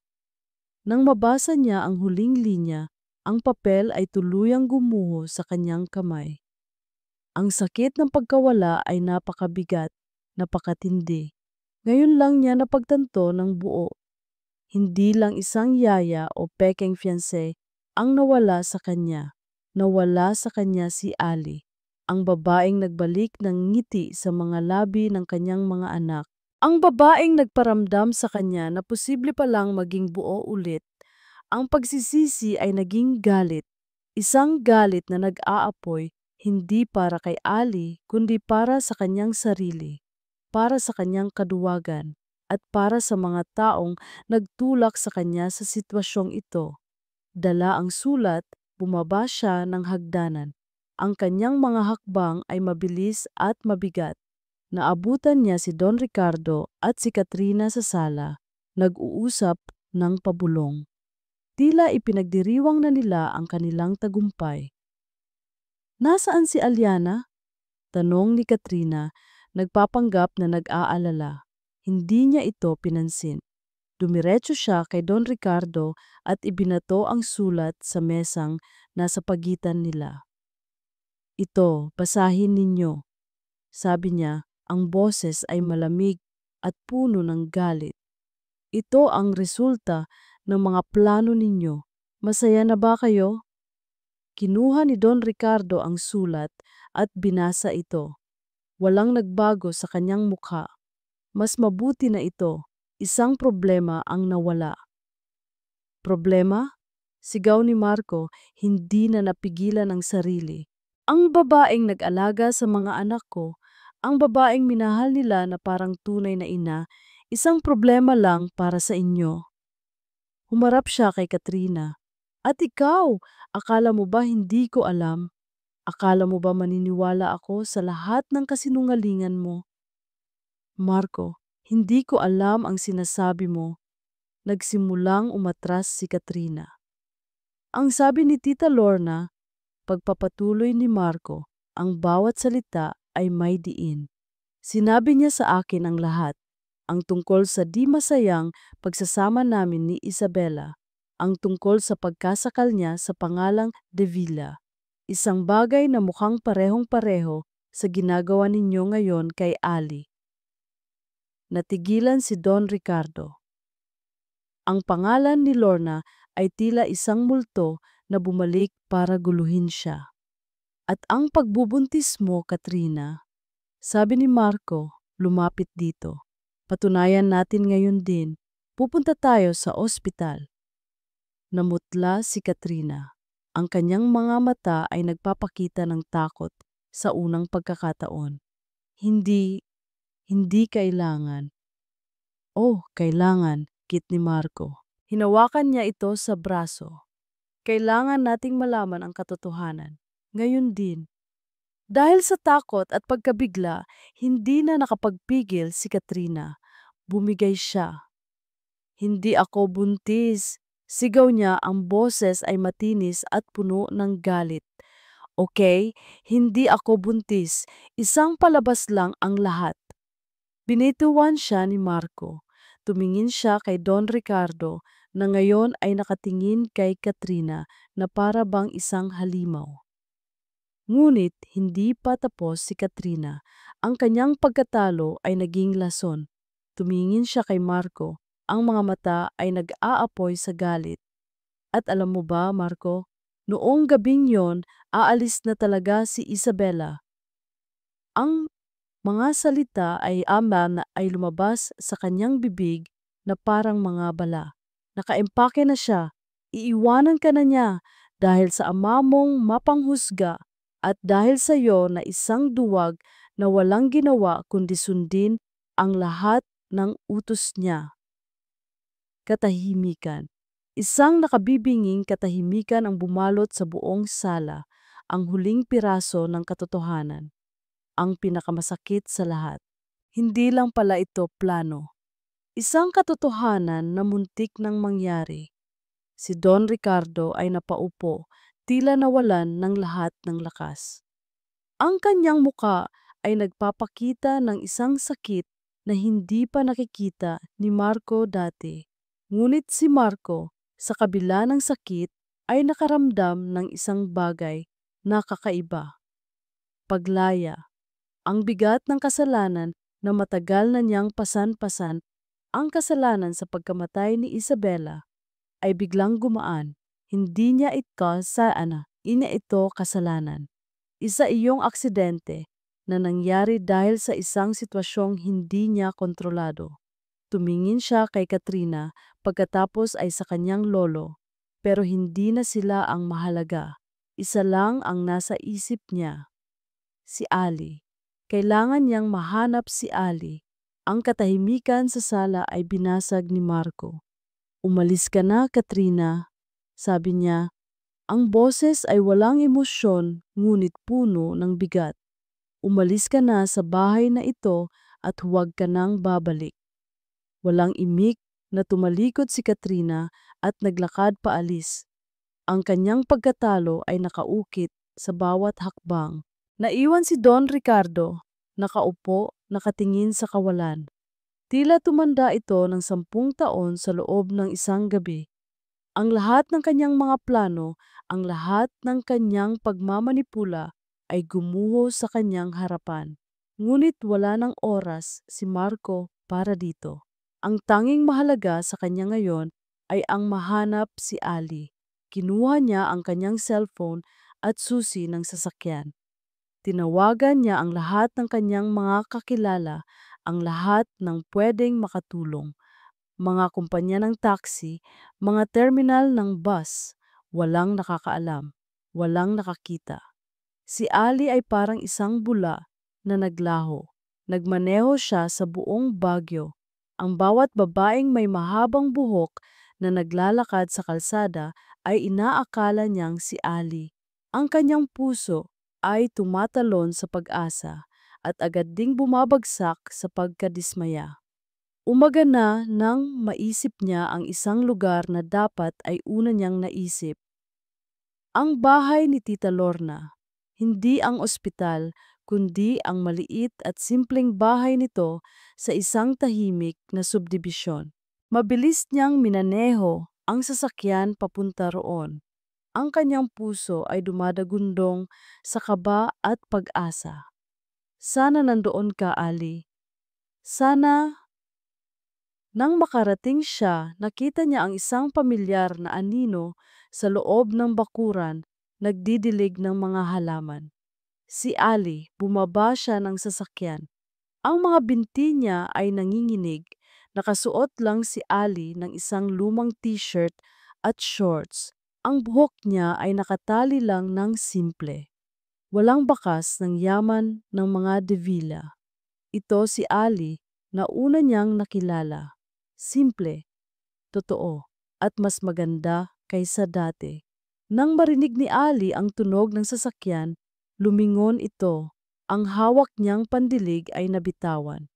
Ang gulat sa mukha nito ay mabilis na napalitan ng pag-iwas. Tumalikod ito at akmang papasok sa bahay. "Ali, sandali!" Sigaw ni Marco. Tumakbo siya papunta sa gate. Pumasok si Ali sa loob at isinara ang pinto. Nakatayo si Marco sa labas ng gate parang isang pulubi na nagmamakaawa. "Ali, parang awa mo na, kausapin mo ako, please." Ilang sandali, walang nangyari. Akala niya hindi na ito lalabas, ngunit pagkaraan ng ilang minuto, bumukas ang pinto. Lumabas si Tita Lorna. "Marco, iho," sabi nito. Ang boses ay malumanay.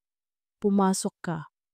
Sa loob, ang bahay ay maliit ngunit malinis at maaliwalas.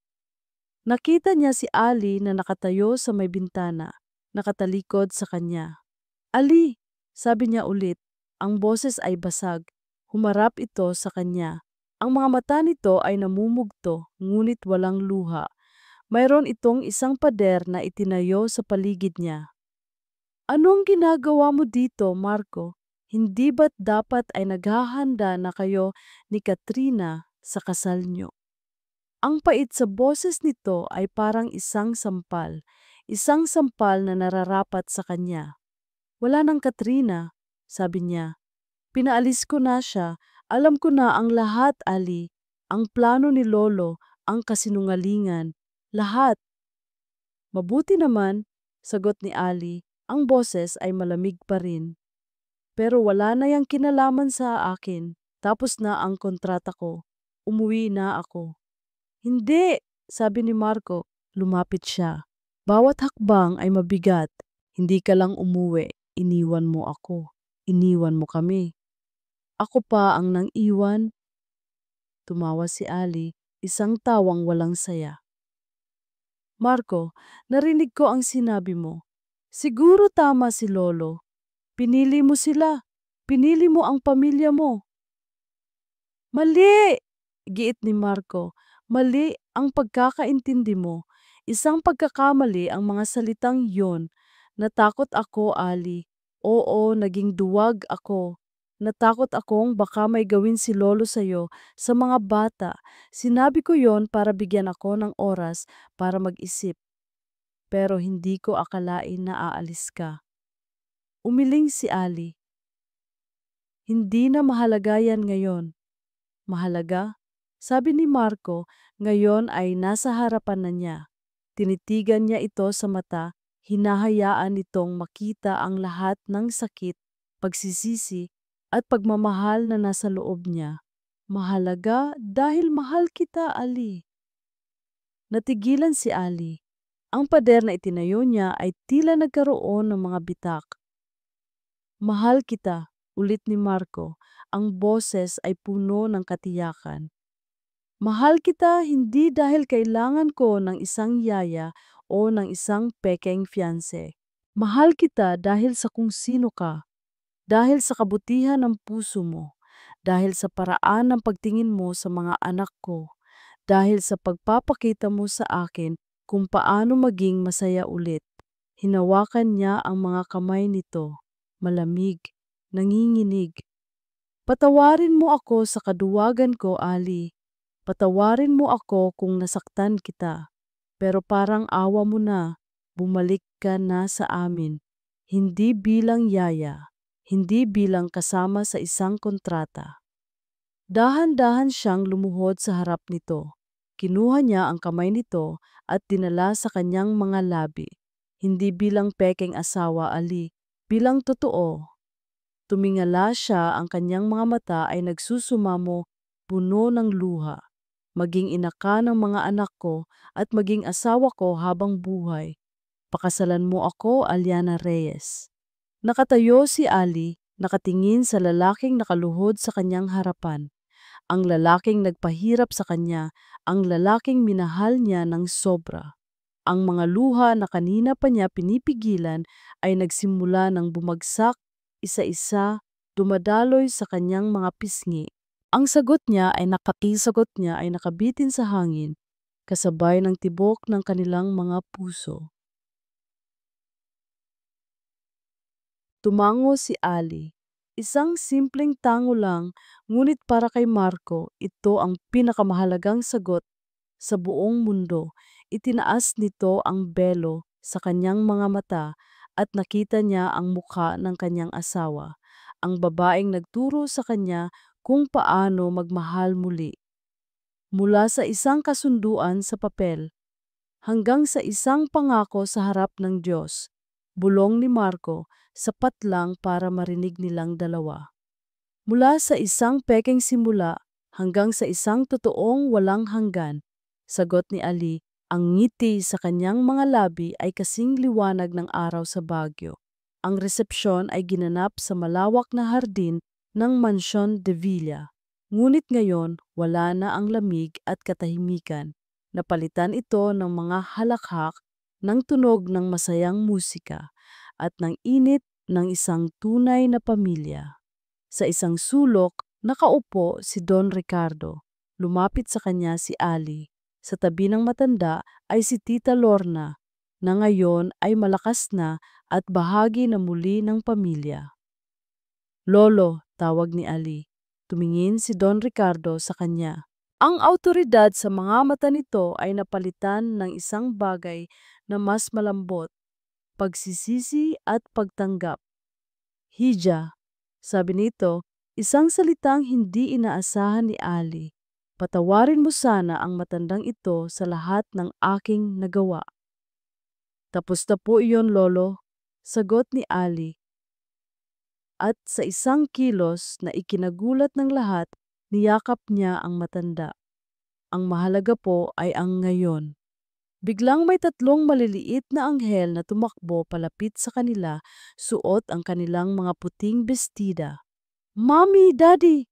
Sigaw ni na Lily, Rose at Daisy. Niyakap ni Ali at Marco ang kanilang mga anak. Ang salitang mommy ay hindi na isang multo o isang pagkakamali. Ito na ang pinakamatamis na musika sa pandinig ni Ali. Picture po tayo, sabi ni Lily. Para may bago tayong family picture, dagdag ni Rose. Isang totoong family picture, bulong ni Daisy, nakayakap ng mahigpit kay Ali. Habang nag-aayos sila para sa litrato, hinawakan ni Marco ang kamay ni Ali. Tumingin siya sa kanyang paligid, sa kanyang magandang asawa, sa kanyang tatlong masasayang anak, sa kanyang lolong natutong magpakumbaba, at kay Tita Lorna na nagpatawad. Ang mga bag, mga, ang mga basag na piraso ng kanyang buhay ay hindi lang binuo muli. Napalitan ang mga ito ng isang bagay na mas matibay at mas maganda. Ang huling kuhang litrato ng araw na iyon ay hindi perpekto. Medyo magulo ang buhok ni Rose, may mantsa ng cake sa bestida ni Daisy, at si Lily ay nakapikit. Ngunit para kay Marco at Ali, ito ang pinakamagandang larawan sa buong mundo. Dahil ito ay totoo. Makalipas ang ilang taon, ang hardin ng mansyon ay mas naging masaya. Ang tatlong dalagita ay may dalawa ng nakababatang kapatid, isang pares ng makukulit na kambal na lalaki. Isang hapon, habang pinapanood nila ang kanilang 5 anak na naghahabulan sa damuhan, nakasandal si Ali sa balikat ni Marco. Sino ang mag-aakala, sabi ni Ali, na ang desperadang aplikante at ang masungit na ama ay hahantong sa ganito? Natawa si Marco. Sino ang mag-aakala na ang isang kasunduan na isinulat ko para lokohin ang mundo ay ang magiging daan para mahanap ko ang sarili kong mundo? Tumingin siya sa mga mata ni Ali, ang parehong mga mata na nagbigay sa kanya ng pag-asa sa gitna ng kadiliman. Sabi mo noon, hindi ikaw ang buo, pero mali ka, Ali. Hindi mo ako binuo. Tinulungan mo akong buuin ang sarili ko. Ngumiti si Ali, ang puso niya ay puno ng kaligayahan.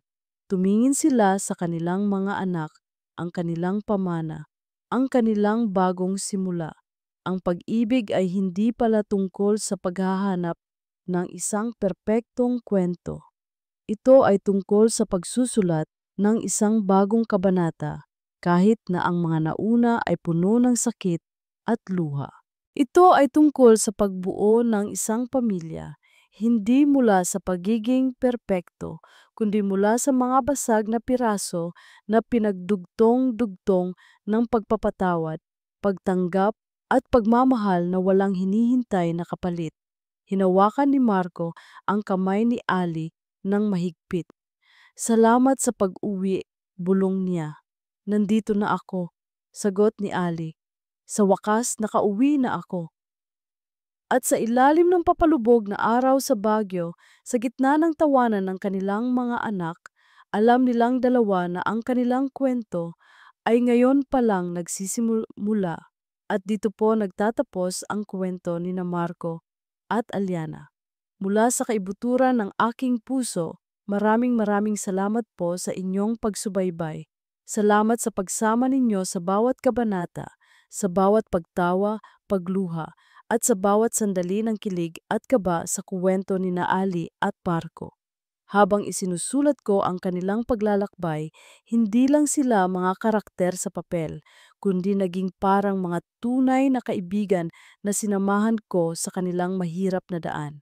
Ang bawat sakit na kanilang naramdaman at ang bawat tagumpay na kanilang nakamit ay naramdaman ko rin.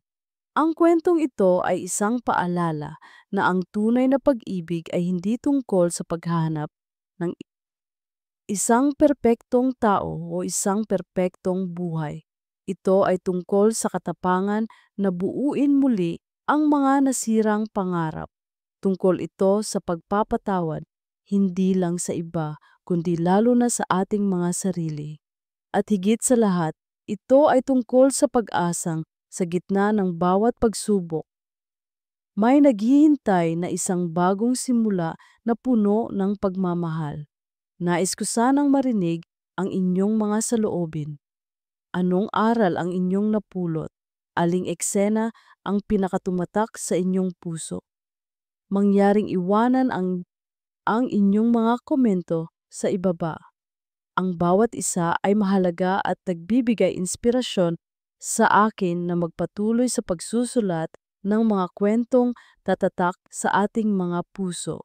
Hanggang sa muli nating pagkikita sa susunod na kwento. Kilig. Bawat sandali.